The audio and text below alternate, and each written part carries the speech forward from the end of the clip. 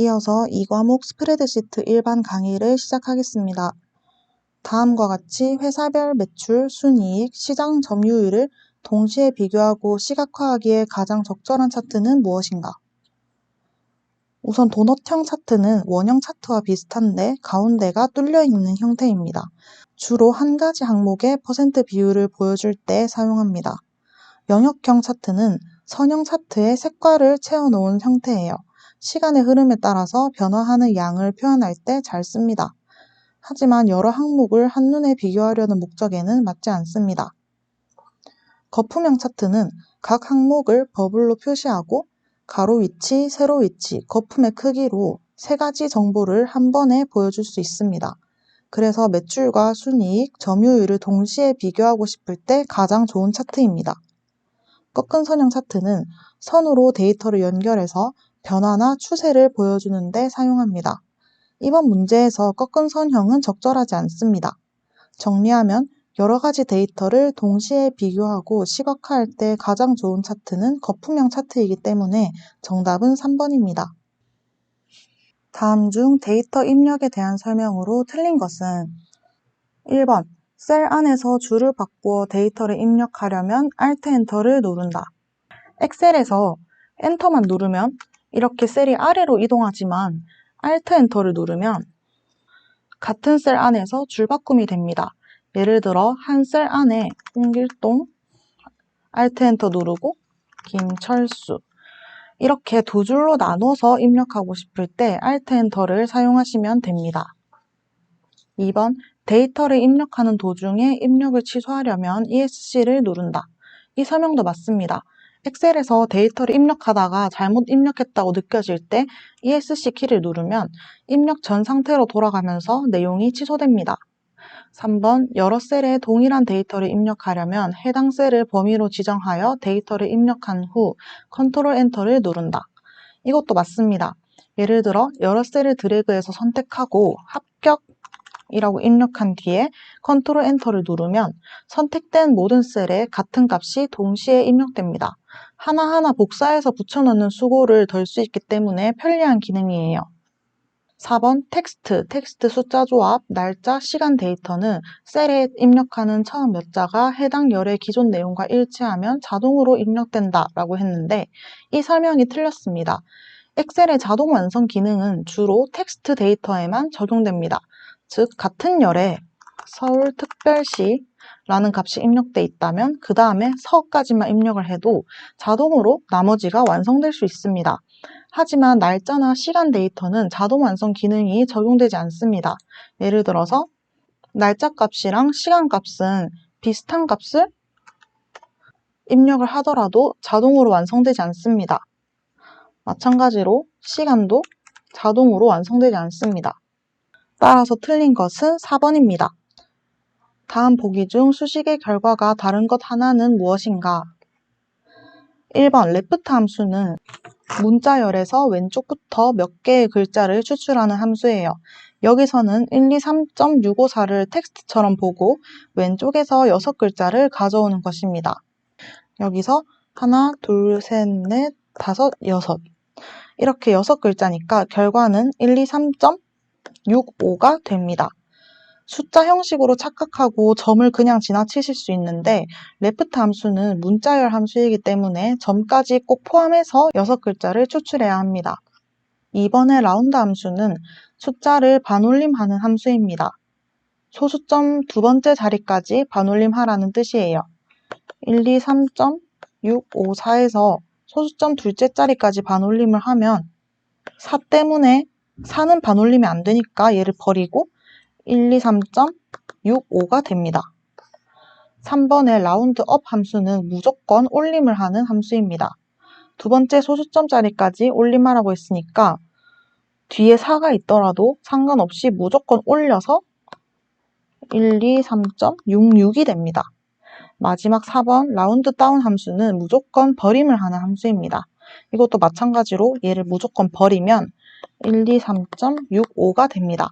정리하면 3번만 1, 2, 3.66이 되기 때문에 정답은 3번입니다. 24번 다음 중 채우기 핸들에 대한 설명으로 맞는 것은 먼저 채우기 핸들이 어떤 건지 아주 간단히 짚고 갈게요. 엑셀 셀 오른쪽 아래 구석에 조그맣게 있는 네모 있죠? 이거를 마우스를 끌어서 데이터를 복사하거나 숫자나 요일 같은 걸 이어서 입력할 수 있습니다. 이거를 채우기 핸들 기능이라고 부릅니다. 1번을 보시면 문자와 숫자가 혼합된 셀의 채우기 핸들을 컨트롤을 누른 채 드래그하면 동일한 내용으로 복사된다 라고 했는데 회원 1이라고 입력한 셀을 그냥 드래그하면 회원 2, 회원 3 이렇게 숫자가 자동으로 올라가죠. 그런데 컨트롤 키를 누른 상태에서 드래그를 하면 숫자가 올라가지 않고 회원 1이 그대로 복사가 됩니다. 이건 실제로 엑셀에서 자주 사용하는 방법이에요. 이 설명은 맞는 설명입니다. 2번, 사용자 지정 목록에 지정된 목록 데이터의 첫 번째 항목을 입력하고 컨트롤을 누른 채 채우기 핸들을 드래그하면 목록 데이터가 입력된다. 무슨 말이냐면요. 엑셀에는 미리 정해진 목록이 있어요. 예를 들어서 월요일, 화요일, 수요일, 1월, 2월, 3월 이런 것들은 자동으로 이어지는 데이터예요. 이걸 사용자 지정 목록이라고 합니다. 이제 예시로 설명을 드릴게요. 셀에 월요일을 입력했어요. 그 다음 셀 오른쪽 아래 모서리 채우기 핸들을 컨트롤을 누른 채 끌면 그대로 복사가 되죠. 따라서 보기에서 컨트롤을 누른 채 끌면 목록 데이터가 입력된다는 것은 틀렸습니다. 컨트롤을 하지 않고 그냥 끌어야 엑셀이 자동으로 나머지 요일을 채워주는 것입니다. 그래서 2번은 잘못된 설명이에요. 3번, 숫자가 입력된 첫 번째 셀과 두 번째 셀을 범위로 설정한 후 채우기 핸들을 드래그하면 두 번째 셀의 값이 복사된다. 두 셀을 선택하고 드래그하면 단순히 복사되는 게 아니라 두 숫자의 차이를 기준으로 이어서 채워줍니다. 그래서 1과 3을 선택하고 끌면 이렇게 5, 7, 9처럼 2씩 증가하죠. 그래서 이 보기 설명은 맞지 않습니다. 마지막 숫자가 입력된 셀에서 컨트롤을 누른 채 채우기 핸들을 오른쪽으로 드래그하면 숫자가 1씩 감소한다. 컨트롤을 누르면 1씩 줄어드는 게 아니라 1씩 증가합니다. 따라서 채우기 핸들에 대한 설명으로 맞는 것은 1번입니다. 25번, 아래 그림은 총점 필드를 이용해서 F2셀의 순위를 계산한 후 채우기 핸들을 F6셀까지 드래그한 결과이다. 다음 보기 중 F2셀에 입력된 수식으로 올바른 것은 단 순위는 낮은 총점을 1위로 한다. 먼저 문제 상황부터 정리해 볼게요. E열에 총점이 있고 F열에 총점 기준으로 순위를 매겼어요. 순위는 점수가 낮을수록 1이라고 합니다. 이렇게 순위를 구할 때에는 랭크 EQ 함수를 써야 합니다. 랭크 EQ 함수의 기본 형식은 이렇게 생겼어요. 여기서 정렬 방법이 중요합니다. 정렬 방법에는 0과 1이 있는데 0이면 큰 수가 1등, 즉 내림차순이죠. 그리고 1일 때는 오름차순으로 정렬합니다. 문제에서는 낮은 총점이 1등이라고 했으니까 1을 써야 합니다. 먼저 수식을 만들어 보면 비교할 값에는 F2부터 순위를 구할 거니까 E2에 총점이 들어가야 합니다. 그리고 비교할 범위는 총점의 전체 범위인 E2부터 E6이 되겠습니다. 여기서 주의할 점은 F2셀에 수식을 입력하고 밑으로 드래그할 거니까 전체 범위는 절대로 움직이면 안 된다는 점입니다. 그래서 절대 참조로 범위를 고정해줘야 돼요.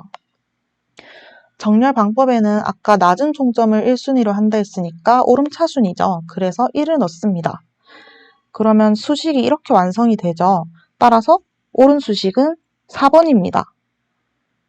4번 수식도 한번 실행해보고 나머지 보기는 왜 안 되는지도 실습을 통해서 알아볼게요. 먼저 4번 보기부터 실습을 해보겠습니다. 비교할 값에는 E2가 들어가고 범위는 E2에서 E6 절대 참조로 하고 정렬은 오름차순 하고 엔터를 눌렀을 때 이렇게 문제와 동일하게 결과가 나오는 것이 확인됩니다. 1번 수식을 입력해 볼게요. 값에는 E2가 제대로 들어갔어요. 그리고 범위에 상대 참조로 입력을 합니다. 그리고 정렬도 내림차순으로 입력을 하고 엔터를 누르면 F2셀을 클릭했을 때는 범위가 잘 되어 있는데 다른 셀들을 클릭해보면 범위가 같이 움직여버려서 문제가 생깁니다. 그리고 0은 내림 차순이라서 높은 총점이 1순위가 되어버립니다. 그리고 2번 수식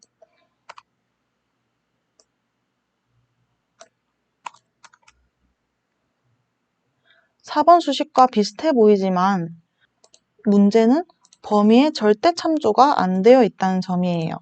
그래서 마지막 셀을 클릭해보면 범위가 이동한 것이 보이시죠? 그래서 틀린 수식입니다.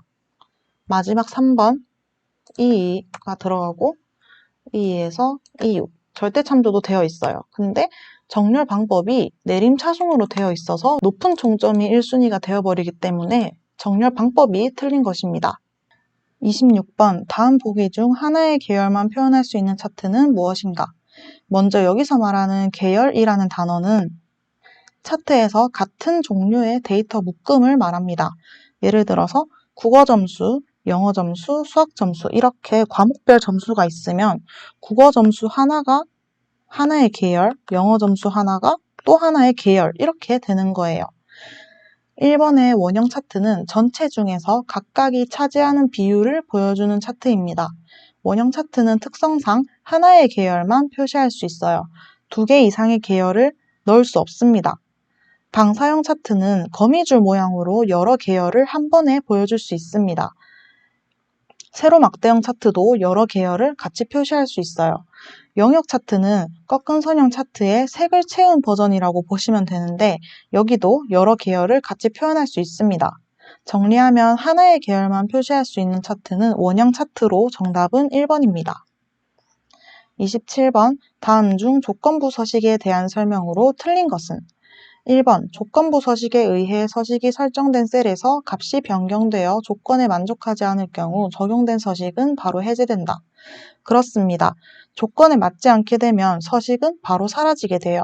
예를 들어서 95점을 입력해서 초록색으로 표시되었다가 점수를 50점으로 바꾸면 초록색이 사라지고 기본 상태로 바뀌게 됩니다. 2번 조건부 서식은 기존의 셀 서식에 우선하여 적용된다. 이것도 맞습니다. 셀에 미리 설정된 서식이 있더라도 조건부 서식이 적용되면 그 조건부 서식이 먼저 보이게 됩니다.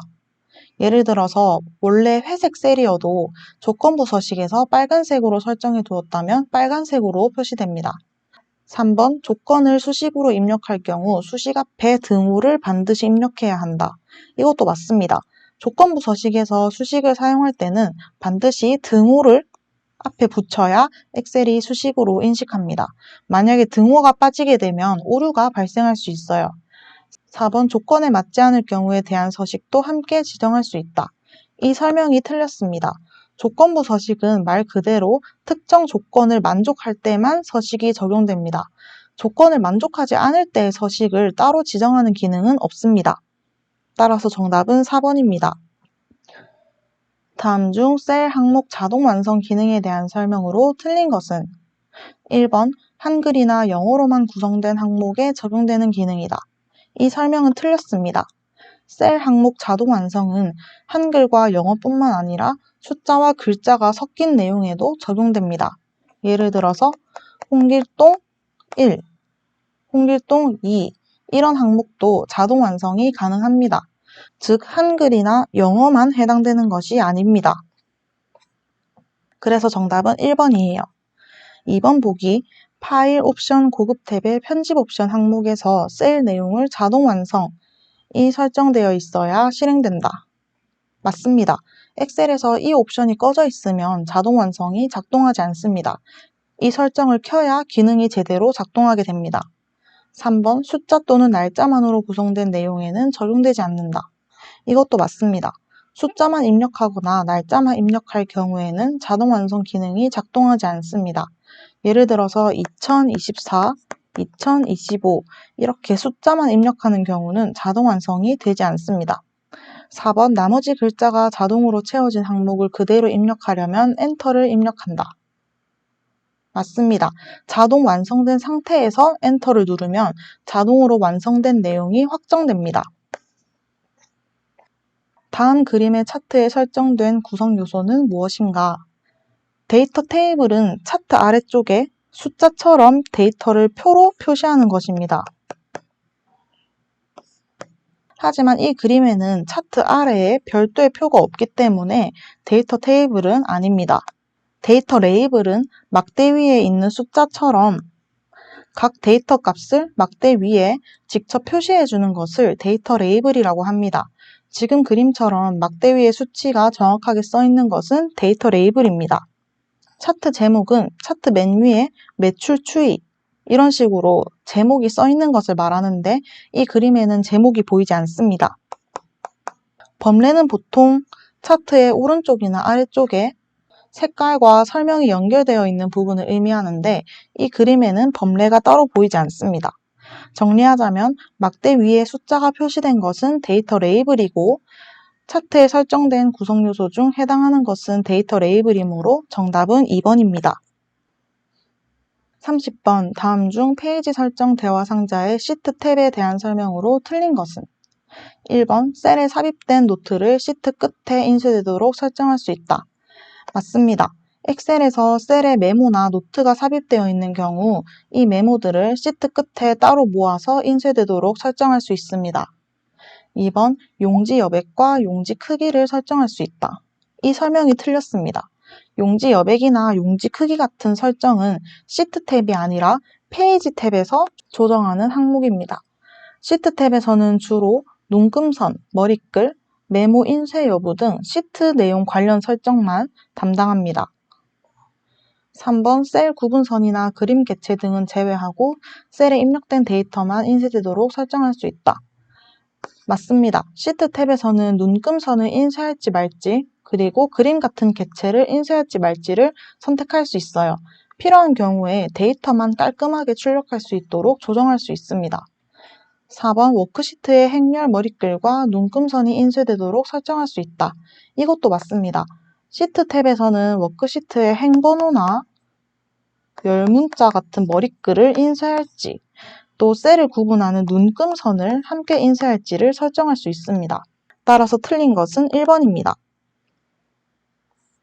다음 중 찾기 및 바꾸기에 대한 설명으로 틀린 것은 1번 찾을 내용에 물음표를 사용하면 찾고자 하는 단어의 길이를 제한할 수 있고 별표를 사용하면 단어의 길이에 상관없이 모든 단어를 검색할 수 있다. 맞는 설명입니다. 물음표는 글자 하나를 대신합니다. 예를 들어서 A 물음표라고 검색하면 A1, AB 이런 두 글자짜리를 찾을 수 있어요. 별표는 글자 수에 상관없이 모두를 대신합니다. 예를 들어서 A 별표라고 검색하면 애플, 애니멀 이런 식으로 모두 찾을 수 있어요. 2번 서식을 사용하면 서식 조건에 맞는 셀을 검색할 수 있다. 이 설명도 맞습니다. 찾기 및 바꾸기에서 옵션을 열어보면 서식을 지정할 수 있는데요. 예를 들어서 노란색으로 칠한 셀만 찾는다. 이런 식으로 특정 서식 조건에 맞는 셀을 찾을 수 있습니다. 3번 찾는 위치 항목에서 수식을 선택하면 셀에 입력된 실제 수식 문자열 자체를 검색해줘요. 예를 들어서 A1셀에 sum B1에서 B3 이렇게 입력되어 있고 계산된 결과가 100이라고 해볼게요. 이 상태에서 찾는 위치를 수식으로 해놓고 100을 검색하면 찾지 못합니다. 왜냐하면 엑셀은 100이라는 결과값이 아닌 sum이라는 수식 텍스트만 보기 때문이에요. 수식으로 하면 계산된 결과가 아니라 셀에 입력된 수식 자체를 검색하기 때문에 틀린 것입니다. 4번 범위 항목에서 현재 워크시트에서만 검색하려면 시트를 선택하고 현재 통합 문서의 모든 시트를 검색하려면 통합 문서를 선택한다. 맞는 설명입니다. 시트를 선택하면 현재 보고 있는 시트만 검색하고 통합 문서를 선택하면 엑셀 파일 안에 있는 모든 시트를 한 번에 검색할 수 있습니다. 따라서 틀린 것은 3번입니다. 32번 다음 중 선택 가능한 매크로 보안 설정으로 틀린 것은 1번 알림이 없는 매크로 사용함. 이건 맞습니다. 매크로를 아예 차단하는 설정이에요. 매크로가 있는 파일을 열어도 아무런 알림 없이 그냥 매크로를 차단해버립니다. 2번 디지털 서명된 매크로를 제외하고 VBA 매크로 사용 안 함. 이것도 맞습니다. 디지털 서명이라는 것은 이 매크로는 믿을 만한 사람이 만든 거예요 하고 인증된 것을 말해요. 서명이 없는 매크로는 차단하고 인증된 매크로만 허용하는 설정입니다. 3번 알림이 포함된 VBA 매크로 사용 안 함. 이것도 맞는 설정입니다. 매크로가 있으면 이 파일에는 매크로가 있고 실행을 할까요? 하고 사용자에게 알림을 띄운 뒤에 사용자가 직접 선택할 수 있도록 합니다. 4번에 VBA 매크로 사용 권장. 이게 틀렸습니다. 엑셀에서는 기본적으로 매크로를 권장하지 않습니다. 오히려 매크로는 위험할 수 있기 때문에 기본 설정은 매크로를 차단하거나 사용자 동의를 받게 되어 있습니다. 따라서 정답은 4번입니다. 다음 중 부분합에 대한 설명으로 틀린 것은 1번 새로운 값으로 대치를 선택하면 이전의 부분합의 결과는 제거되고 새로운 부분합 결과로 변경한다. 맞는 설명이에요. 새로운 값으로 대치 옵션을 체크하면 기존에 있던 부분합 결과를 깨끗이 지우고 새로운 부분합 결과로 바꿔줍니다. 2번 부분합은 한 번에 한 개의 함수만 계산할 수 있으므로 2개 이상의 함수를 이용하려면 함수의 개수만큼 부분합을 중첩해서 삽입해야 한다. 이것도 맞습니다.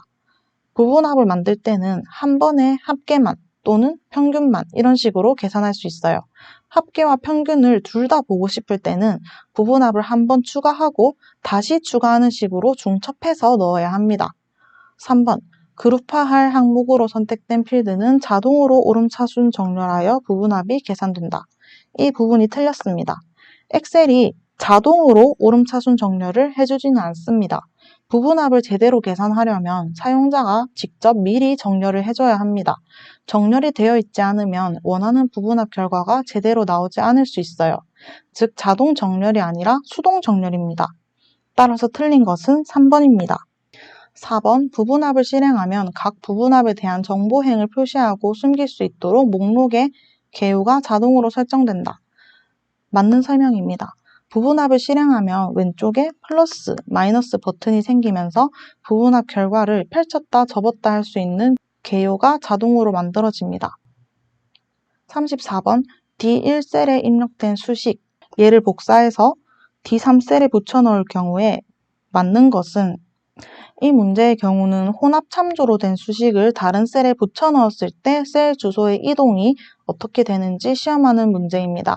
여기서 중요한 부분부터 짚고 갈게요. 달러 기호는 절대 참조라고 부릅니다. 절대 참조는 복사를 해도 행이나 열 번호가 움직이지 않고 딱 고정되는 거예요. D1셀의 수식을 보면 A1 부분은 A열의 1행이 고정되어 있고 B1 부분은 B열이 고정되어 있고 행은 움직일 수 있습니다.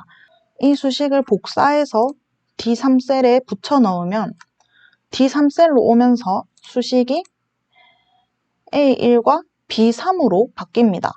여기서 여전히 A1은 행이 고정되어 있고 아까 B1이었던 것은 B3으로 행이 바뀌었기 때문에 75 더하기 80은 155니까 정답은 2번입니다.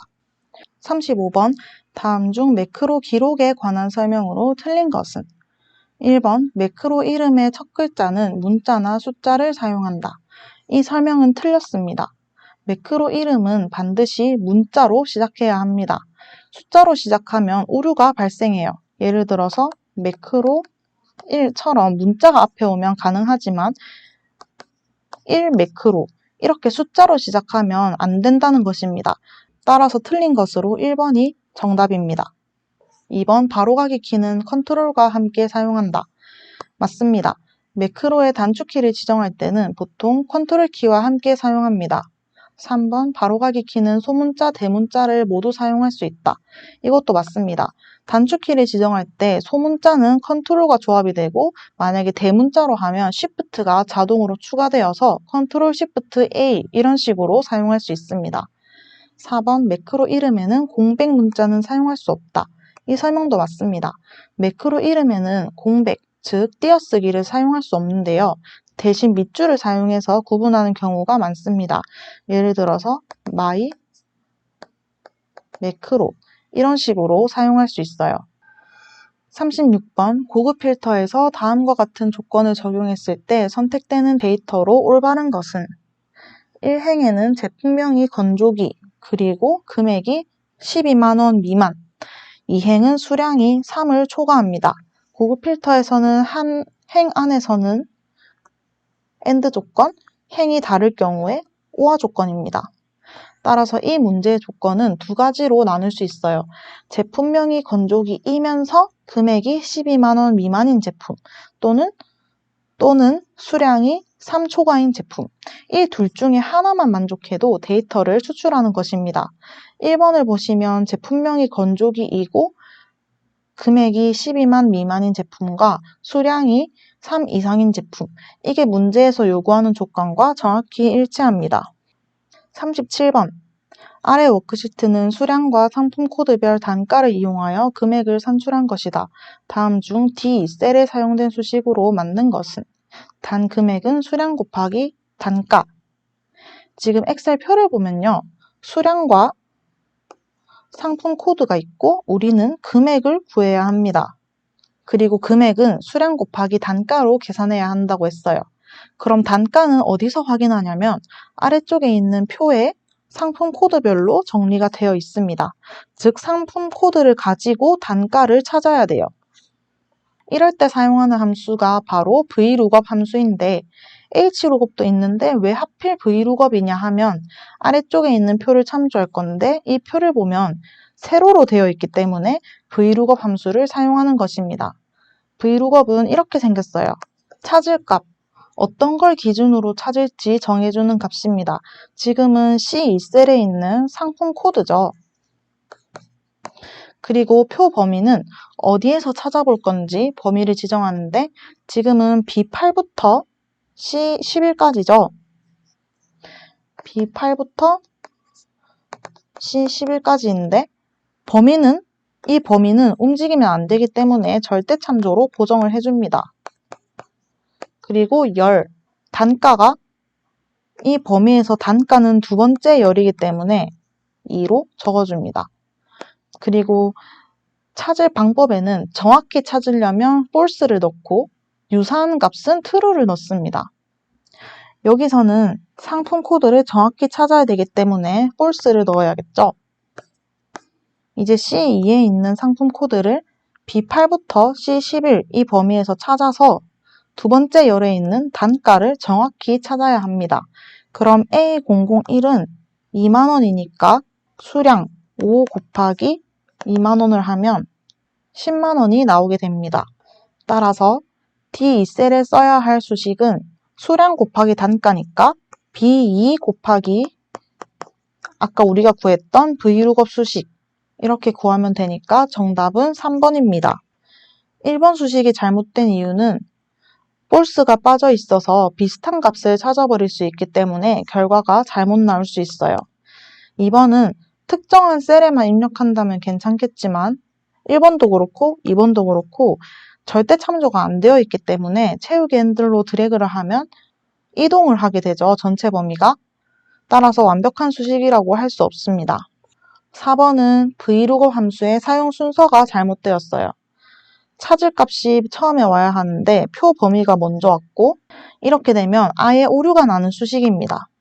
실습을 해보면 수량 곱하기 단가를 VLOOKUP으로 한다 했었죠.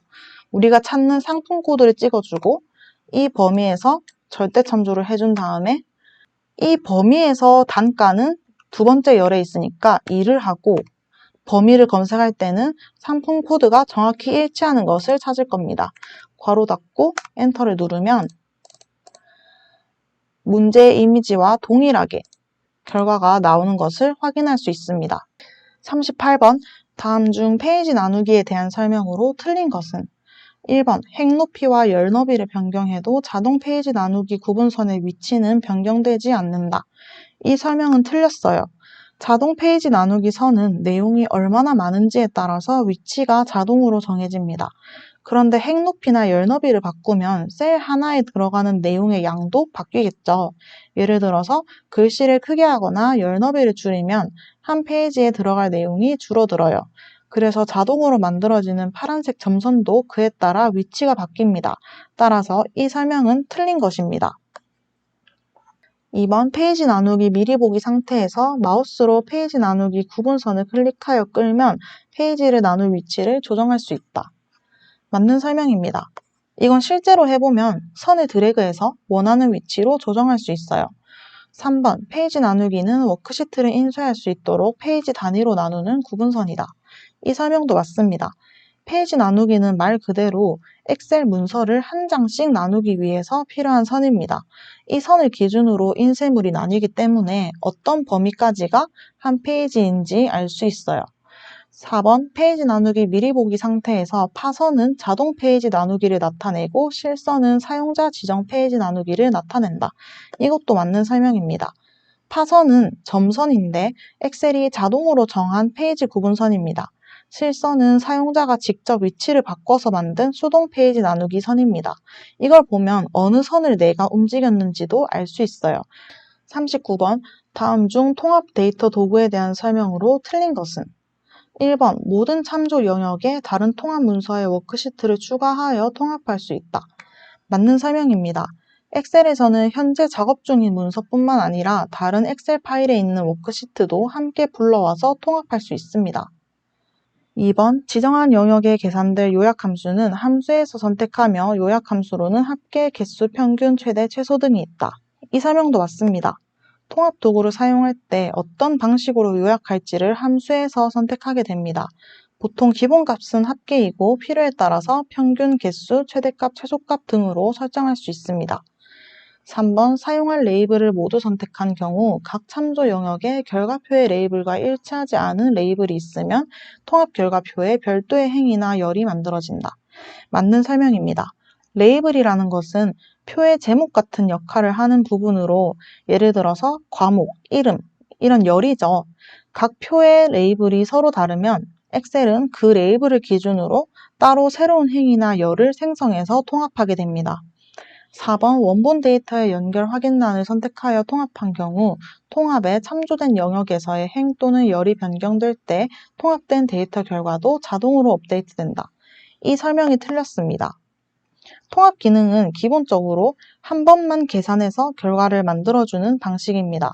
즉 원본 데이터를 수정해도 통합된 결과는 자동으로 바뀌지 않습니다. 만약 데이터를 실시간으로 연결해서 자동 업데이트를 원하신다면 통합 대신 피벗 테이블 같은 기능을 사용하는 것이 적절합니다. 따라서 통합 데이터 도구에 대한 설명으로 틀린 것은 4번입니다. 다음 중 아래 그림의 시나리오 요약 보고서에 대한 설명으로 틀린 것은 1번 할인 행사 신메뉴 출시 비수기 값의 변화에 따른 매출을 확인할 수 있다. 맞는 설명입니다. 시나리오 기능은 바로 이런 가상의 상황을 비교할 때 많이 사용됩니다. 할인 행사나 신메뉴 출시처럼 조건이 바뀌었을 때 매출이 어떻게 변하는지를 확인하는 데 유용합니다. 2번 증가와 감소 시나리오에 대한 시나리오 요약 보고서이다. 이것도 맞습니다. 문제에 보시면 증가, 감소라고 시나리오 이름이 포함되어 있기 때문에 이 보기는 정확한 설명입니다. 3번 시나리오의 값을 변경하면 해당 변경 내용이 기존 요약 보고서에 자동으로 계산되어 표시된다. 이 설명은 틀렸습니다. 엑셀의 시나리오 요약 보고서는 한 번 생성되면 그 시점의 값이 고정된 형태로 표시됩니다. 시나리오 값을 나중에 바꾸더라도 기존 보고서에는 자동으로 반영되지가 않습니다. 값이 바뀐 뒤에는 시나리오 요약 보고서를 다시 실행해야 변경된 내용이 반영됩니다. 4번 시나리오 요약 보고서를 실행하기 전에 변경 셀과 결과 셀에 대해 이름을 정의하였다. 맞는 설명이죠. 시나리오 요약 보고서를 보기 좋게 만들기 위해서는 변경될 셀과 결과 셀에 미리 이름을 정의해두는 것이 좋습니다. 문제의 그림을 봐도 여기 변경 셀과 결과 셀에 이름이 정의되어 있는 것을 확인할 수 있어요. 정리하자면 3번에서 설명한 것처럼 시나리오 값을 변경해도 기존 보고서가 자동으로 갱신되지는 않기 때문에 틀린 설명은 3번입니다. 이렇게 해서 2022년 1회 기출문제 풀이를 모두 마쳤습니다. 그럼 다음 회차 풀이에서 다시 만나 뵙겠습니다. 감사합니다.